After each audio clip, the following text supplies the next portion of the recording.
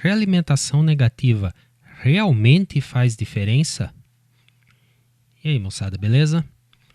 Esse circuito eu peguei pedaços do datasheet, tanto da 12AX7 como da EL84, juntei os dois.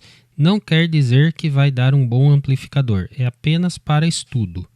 Se você quiser experimentar, montar ele, fica a seu critério. Eu creio que vai funcionar, mas, ou melhor, tenho certeza que vai funcionar, mas não sei se a resposta de áudio será a contento.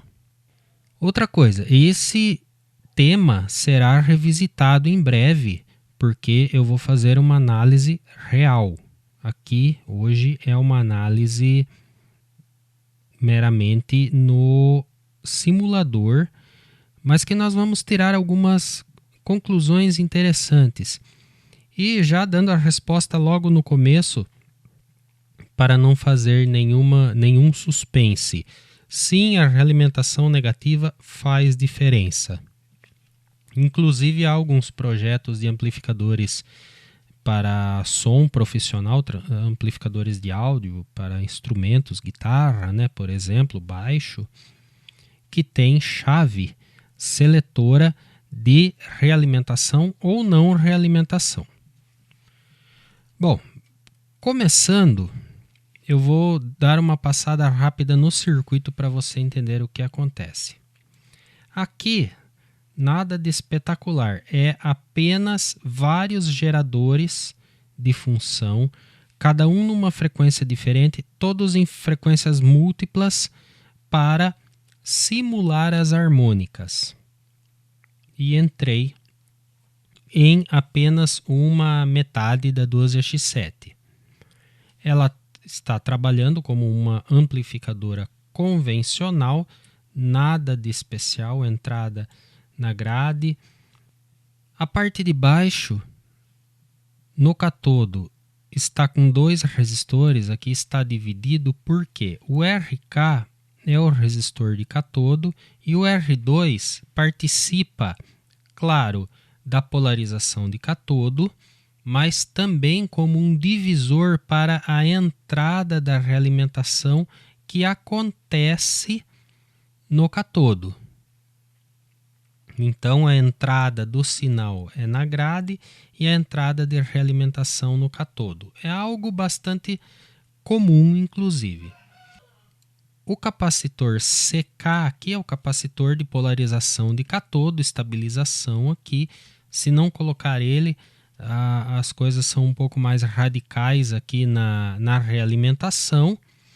Elas vão acontecer com mais profundidade, mas também mexe na realimentação da própria válvula, fazendo ela reduzir o ganho. Então, isso aqui também já é coisa, para quem acompanha o canal, já é coisa antiga, eu já comentei diversas vezes sobre o capacitor de catodo. Muito bem, a saída do sinal desse pré-amplificador vem pelo capacitor 2 e entra na grade de controle da válvula de saída, que tem aqui a polarização de catodo, o resistor de catodo e o seu capacitor correspondente e o transformador de saída e a carga ligada aqui na frente. Eu coloquei um resistor aqui porque simula mais fácil. Uma amostra do lado já da saída, do lado do alto-falante, é retirada através do capacitor C4, que volta, portanto, fazendo a realimentação de toda a estrutura do amplificador. Pré-amplificador, potência e transformador, inclusive. E a posição que isso deve ficar aqui, quando nós montamos o amplificador, a gente tem que escolher a posição onde vai ficar o terra para que o volume final com a realimentação fique um pouco menor. Isso indica que deu realimentação negativa.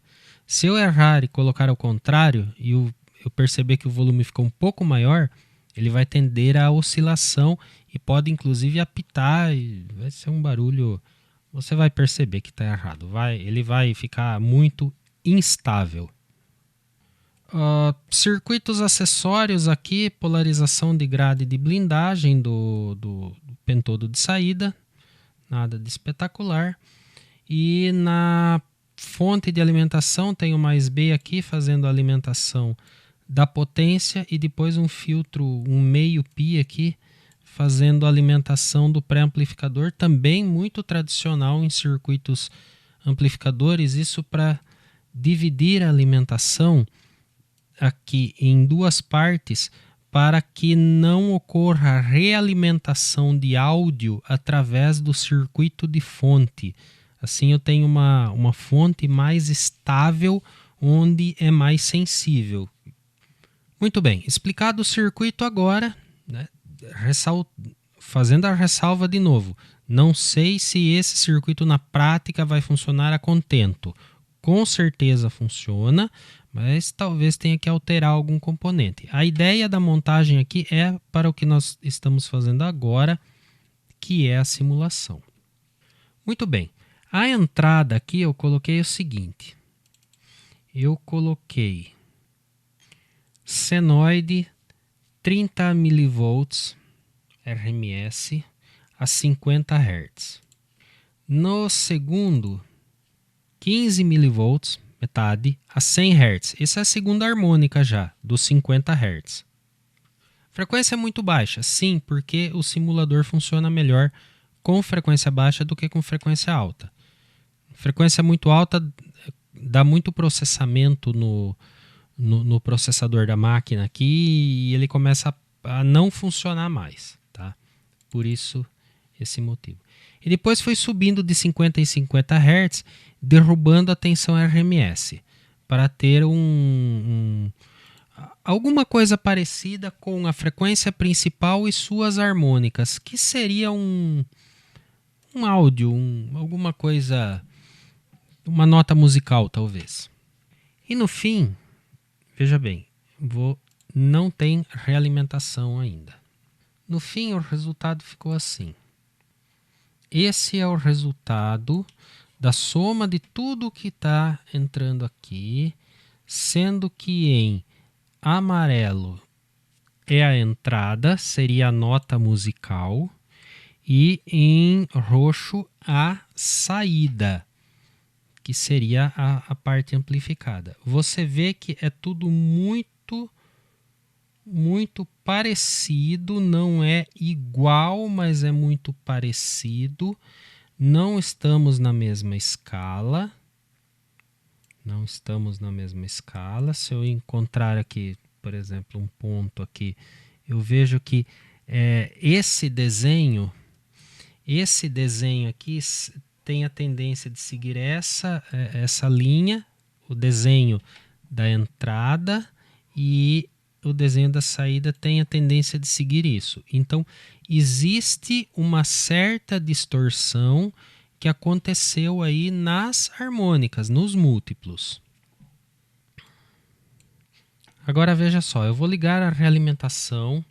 Por conta das interações que acontecem aqui, o sinal de saída vai ficar ligeiramente superior, mas por um outro motivo.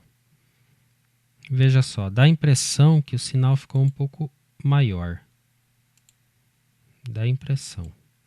Mas veja só, sem realimentação e com realimentação. Veja que com a realimentação, o sinal de saída ainda não está 100% fiel ao sinal de entrada, mas melhorou.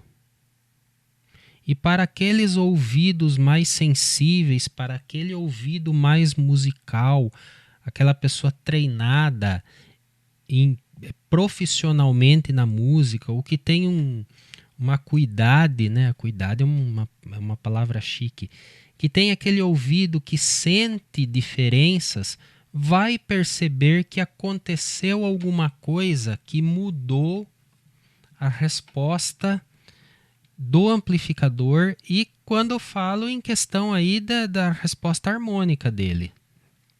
Essa resposta que acontece nesse balanço de frequência mais alta misturada com frequência mais baixa. Você percebe que com a realimentação ligada fica mais próximo do que é a entrada, do que é realmente a entrada. Esse é um ponto muito importante da realidade da realimentação. E veja só, eu vou inverter a ligação aqui. Eu vou ligar errado agora. Ligando errado fica a realimentação positiva. Vamos ver o que acontece. Desligada a realimentação. Liguei aqui, não vai acontecer nada a princípio. Inverteu aqui o desenho porque inverti a referência do osciloscópio. Certo? É só isso aqui que aconteceu.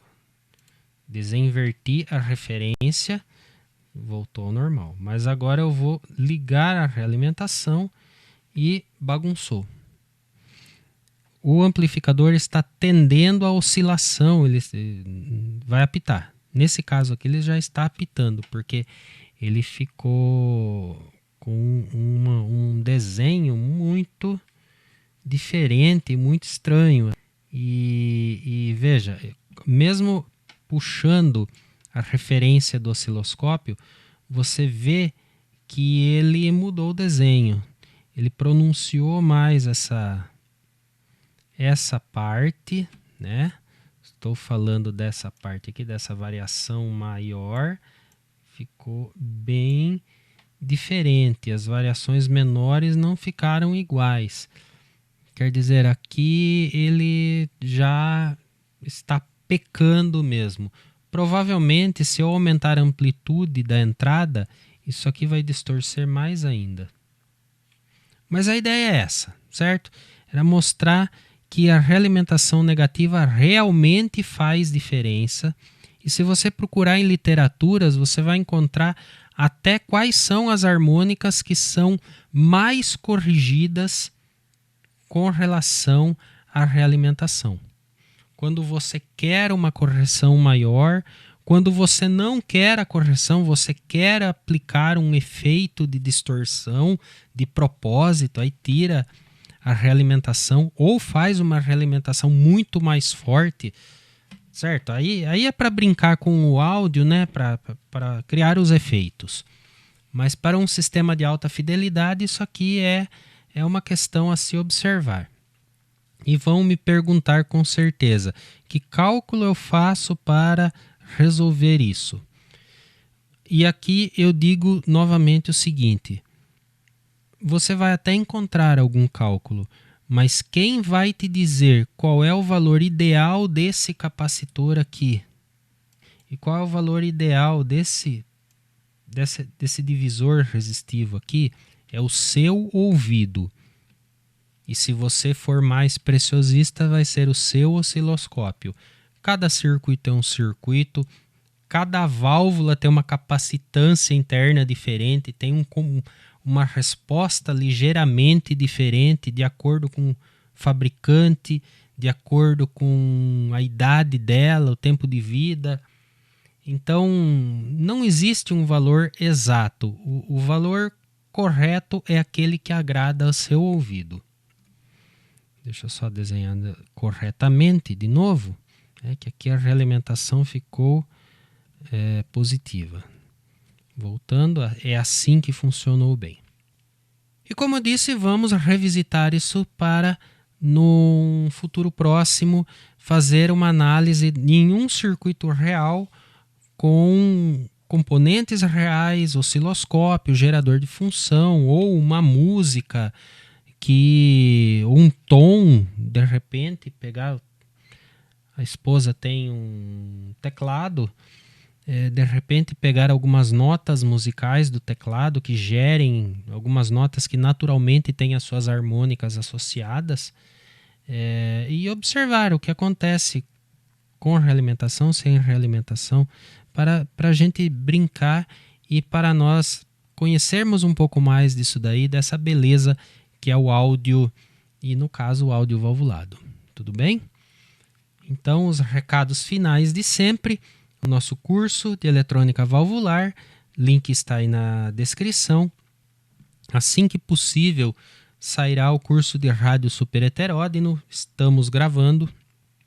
Um abraço especial aos colaboradores do canal, lembrando que graças aos colaboradores, aos nossos patrocinadores aí, tanto pelo Apoia-se como sendo assinante do canal, nós temos a página, né, bratfish.com.br, e lá tem alguns esquemáticos de rádios, de vitrolas, que eu vou colocando na medida que vai dando, e só aqueles que são difíceis de achar, que algum colega achou, passou para a gente, e aí fica lá disponível para o mundo inteiro pesquisar. Isso tem um custo, e com essa colaboração vocês estão ajudando a manter isso no ar funcionando. Muito obrigado, então, novamente por isso. E mesmo quem dá clica no joinha aí, já está